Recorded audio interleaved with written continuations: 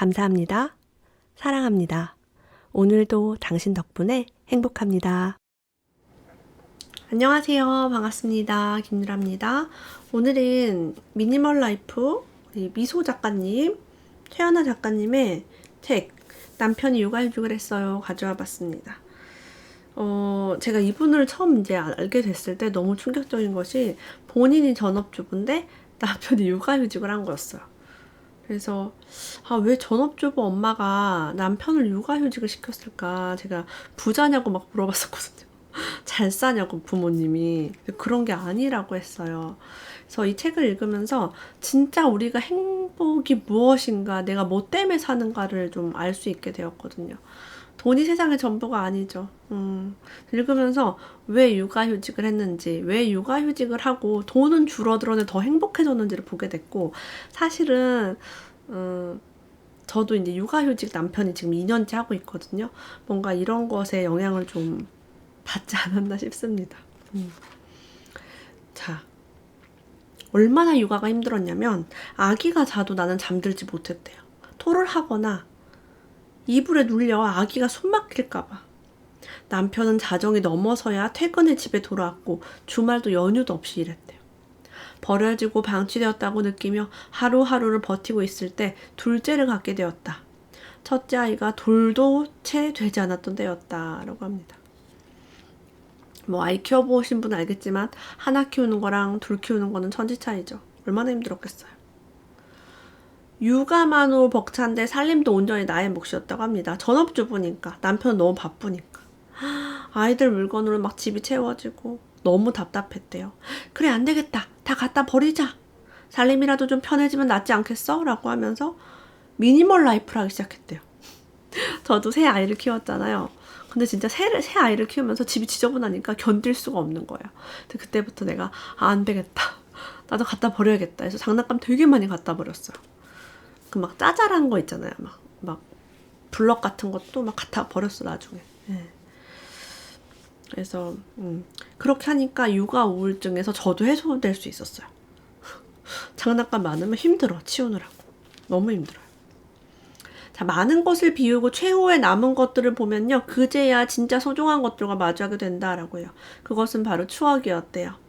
어린 시절 친구들과 주고받았던 자잘한 쪽지, 초등학교 졸업식 때 아빠가 사주셨던 치마, 중학교 때 친구들과 바닷가에 처음 놀러가서 주워온 소라 껍데기 같은 것들이 진짜 중요한 추억이지, 나머지 막 돈 주고 산 거 필요 없다는 거죠. 자, 우리의 에너지를 물건 사는데 쓰지 않고 진정 가치 있는 일에 써야겠다는 생각을 갖게 했대요. 자, 이것은 남이 부여하는 기준이 아니라 나와 내 가족이 정하는 가치였다고 합니다. 미니멀 라이프를 하고 나서 부부가 풍족해진 것은 바로 대화였대요. 하나둘 버리면서 대화를 하면서 이야기를 하면서 버리게 됐대요. 이거는 버려도 되지 않겠어? 이거는 필요 없지 않겠어? 라고 하는 거죠. 이걸 통해 서로를 더 이해하게 되었다고 합니다. 자, 막상 남편이 육아휴직을 한다고 했을 때 경제적 문제에 대한 걱정이 가장 컸대요. 근데 이렇게 얘기했대요. 난 괜찮아. 미니멀 라이프를 시작하면서 간소하게 생활하고 있잖아. 지금은 어린 우리 아이들을 보자. 돈보다 아이들과 추억이 더 중요해. 그리고 우리의 꿈도 일상도.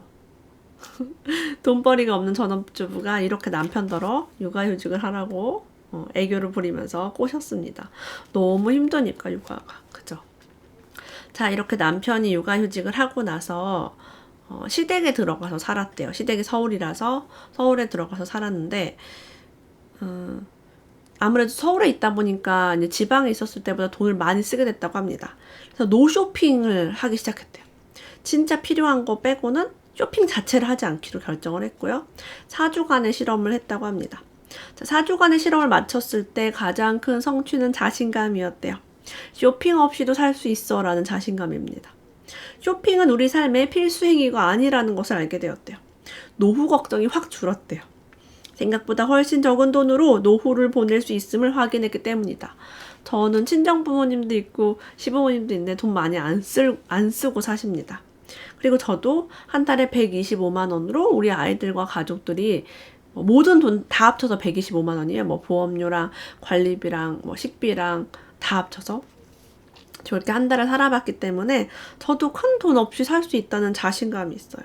노후 걱정이 그래서 별로 없죠. 그냥 안 쓰고 살면 되니까. 자, 우리가 육아를 할 때도요, 다 뭔가 쇼핑하려고 하지 말고요, 공유 경제를 한번 이용해 보세요. 어차피 필요한 모든 것을 소유할 필요는 없다라고 합니다. 빌렸다가 이제 되돌려주는 것들. 공유 경제를 하면 경제적 낭비도 막을 수 있고 환경적인 면에서도 바람직하다. 주변 사람에게 부탁해 보래요. 빌렸으면 적절히 답례를 하면서. 저도 그 애기 이렇게 따뜻하게 이렇게 감싸주는 그런 거 있잖아요. 그런 거 친구가 빌려줬어요. 그래서 우리 셋째 날 때 쓰고 자기 돌려주면은 자기가 둘째 나면 또 쓰겠다. 친구가 그렇게 해서 이제 그런 것도 돌려 쓰고 했습니다. 최연아 작가님은요, 어렸을 때 잘못된 기억으로 인해서 무의식적으로 엄마가 일을 하면 아이가 불행해진다라는 전제가 있었대요. 그렇기 때문에 이제 능력이 있는데도 전업주부를 했겠죠. 저 또한 엄마가 일을 하면 아이가 뭐 잘못된다라는 의식이 있어서 뭐 일하기 싫은 것도 뭐 있었던 것도 맞아요. 능력이 없었던 것도 맞는데 집에 이제 꼭 있어야 된다라는 생각이 좀 있었어요. 근데 어떤 강사님의 이야기를 듣고 나니까 엄마가 자신의 꿈을 찾아 살면서도 아이들과 충분히 행복하게 지낼 수 있다는 자신감이 생겼다고 합니다.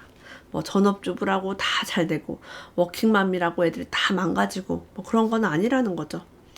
저도 제 꿈을 찾아서 어느 순간에는 나가기 시작했어요. 우리 최연아 작가님은요, 연년생 두 아이의 육아는 극한의 작업이었다고 합니다. 모성애 그런 거 없었대요. 너무 힘들어가지고. 나쁜 엄마 같은 느낌이 들죠. 나는 우리 애한테 잘 못해. 너무 힘들어. 자, 그래서 모성애를 포기해버렸대요. 그냥. 난 실패했어. 난 좋은 엄마 아니야. 나 못하겠어. 목욕도 막 건너뛰고요. 아이들과 매일 외출하는 것도 불가능했대요. 당연하죠. 둘째를 낳고 얼마나 힘들어요. 자, 근데 남편에게 육아휴직해. 우리 돈 필요 없으니까. 우리 애기 같이 보자. 하면서 육아휴직과 함께 나는 새로운 모성애를 찾았다고 합니다. 나를 더 사랑하면서 아이와 함께 자라는 엄마가 되기로 했대요. 기꺼이 시간제 엄마가 될 수 있었던 배경이래요.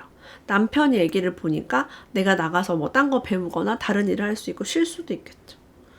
아이들은 더 행복하게 잘 자랐대요. 엄마랑 아빠랑 같이 키우니까. 너무 좋죠. 모성애가 생겼대요, 다시. 자, 우리 최연아 작가님은 원래 꿈이 작가였대요. 그래서 아이들 아침을 챙기고 남편에게 아이들을 맡긴 후에 매일 오전은 글을 쓰는 나의 꿈 시간으로 만들기로 마음을 먹었대요. 몇 월 며칠부터 내가 내 꿈을 위해서 글을 써야겠어라고 했는데 하필 그날이 김장하느라고 겹쳤대요. 어머님이 얘야 김장하니까 와라 한 거죠. 그래서 오늘 김장을 도와드릴 수 없다라고 얘기했대요. 그리고 곧장 집 근처의 카페로 향했다고 합니다. 이거를 옛날 같으면 시어머니한테 못할 말을 당당하게 내 꿈을 위해서 내가 지금 무엇을 해야 하는가를 알게 됐대요. 이 말로 과거에 나와 이별했다고 합니다. 어머니 저 글 좀 쓰고 올게요. 2시간만 주세요. 이거죠. 저도 시댁에 가면 혼자 카페에 가서 책을 보거나 이제 글을 쓴 적이 굉장히 많습니다. 처음엔 좀 싸가지 없는 며느리 같지만 이런 시간이 필요해요. 우리가 언제 글 쓰고 맨날 애 보고. 전 시댁에 가면은 애를 맡길 수가 있잖아요. 그때가 진짜 저한테 집중할 수 있는 시간이었어요. 그래서 최대한 애들 집에 놓고 막 저 혼자 나가서 막 책 보고 막 글 쓰고 막 했던 것 같아요. 요즘 해외에서 한 달 살기 유행이죠. 근데 해외 한 달 살기가 여의치 않아서 애들도 어리고 하니까 호텔에서 하루 살기를 해본대요. 좋다. 호텔 하루 살기. 조용하게 잘 정돈된 침대에서 푹 자고 싶은 마음이 든대요. 포근하고 안락한 침대에서 아이들이라는 알람 소리 없이 자는 것이 나에게는 최고의 휴식이다 라고 합니다.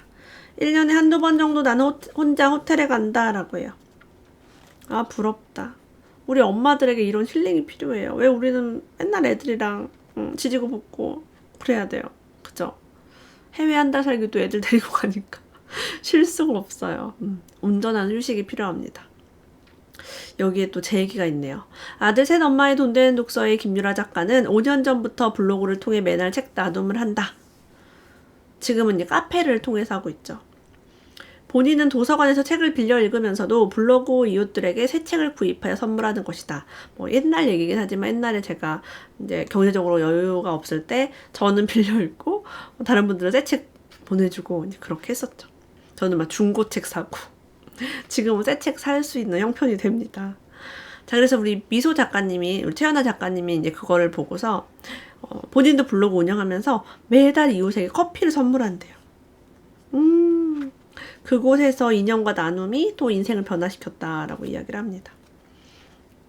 또 제 얘기 있어서 한 줄 더 그어봤어요. 아들 셋 엄마의 돈 되는 독서의 저자 김유라 작가 역시 아이 셋을 키우며 SNS로 인맥 관리를 했다고 한다라고 해요. 저는 이제 집에 있고 아무래도 지방에 살았고 지금은 세종이지만 원래 대전 살았잖아요. 대전에서 뭐 누구 만날 수 있는 뭐가 있어요.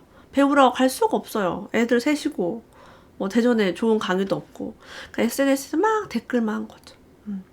좋아하는 작가들의 SNS에 들어가 거기에 올라온 모든 글을 다 읽고 댓글 남기고 아이들이 어느 정도 자란 후에는 그런 작가님들을 만날 여유와 기회가 생겼죠. 그때 제가 했던 활동을 기반으로 인맥을 만들 수 있었다고 제가 이제 최연아 작가님한테 말씀을 드렸었어요. 제 강의를 이제 들었었거든요, 예전에. 자, 그렇게 우리가 시간과 장소에 제약이 있는 주부들에게 SNS는 최고의 인맥 관리며 세상과 소통하는 도구가 됩니다. 이웃 맺기를 하고요. 꾸준히 소통한다면 그것은 큰 기회를 가져다 줄 것이다 라고 얘기해요. 제가 최근에 강민구 판사님 만난 것도 올렸잖아요. 저 강민구 판사님을 내가 만날 일이 뭐가 있어. 제가 인생의 밀도라는 그런 서평을 쓰고 강민구 판사님 우연히 제 블로그를 보고 이제 그렇게 해서 만남을 통해서 이제 만나게 되었죠. 너무 신기하죠. 우리가 돈이 전부가 아니다. 남편 육아휴직하면 저도 되게 좋더라고요. 근데 이 최연아 작가님도 남편 육아휴직을 하고 나서 삶이 완전히 달라졌어요. 자신의 꿈을 찾을 수 있게 됐어요. 그래요. 오늘 여러분도 이런 책 한번 읽어보시고 무엇이 내가 진짜 원하는 것인가를 한번 생각해 보셨으면 좋겠습니다. 오늘도 함께 해주셔서 감사합니다. 다음에 또 만나요.